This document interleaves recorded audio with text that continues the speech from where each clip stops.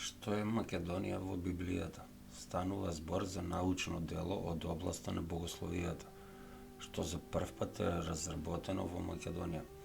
Самиот наслов на книгата ја открива една од најинтересните теми поврзани со Библијата – Македонија и македонците.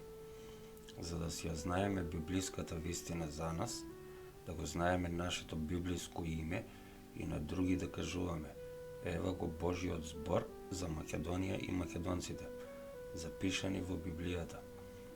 Божјо сведоштво, Божја вистина. Не еднаш, туку скоро 30 пати е запишано. Не е неважно и непотребно, туку со особено значење и не е отпосле додадено, туку е во библиски текст од секогаш до денес. Го има и во најстарите и во најновите Библии, најстарите и најсовремените јазици. Библијата е најраспространетата книга во човештвото, па секој може напишаново да го прочита, да го провери и да се увери во богоискажаната вистина. Павле виде едно привидение ноќе. Еден човек од Македонија застана таму и го замоли: дојди во Македонија и помогни ни. Но кога Павле го виде видението, веднаш отиде во Македонија, знаејќи дека Бог го пратил да им го преповеда Евангелието. А една побожна жена по име Лидија, жена која продаваше пурпур од градот Тијатира, слушаше. Господ и го отвори срцето да внимава на она што го кажал Павле. Ви објавувам, драги браќа, благодатта Божја дадена во црквите во Македонија. И бидејќи бев присутен кај вас и на никому не ви бев товар, затоа што браќата кои дојдоа од Македонија ми го надополнија недостатокот, па без проблем се задржа во сите погледи и сакам да се задржам на тој начин. Второто послание на Павле до коринтијаните.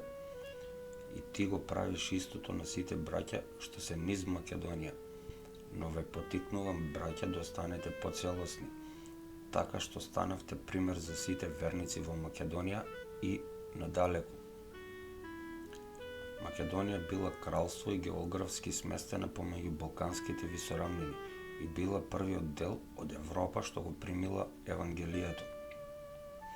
Која била првата црква што ја основал Павле во Европа? Павле решил да замине во Европа, а во Македонија ја основал првата европска христијанска црква. Кој бил кралот на Македонија? Александар Македонски бил еден од најпознатите светски лидери во историјата. Од 336 година пред нашата ера тој бил крал на Македонија.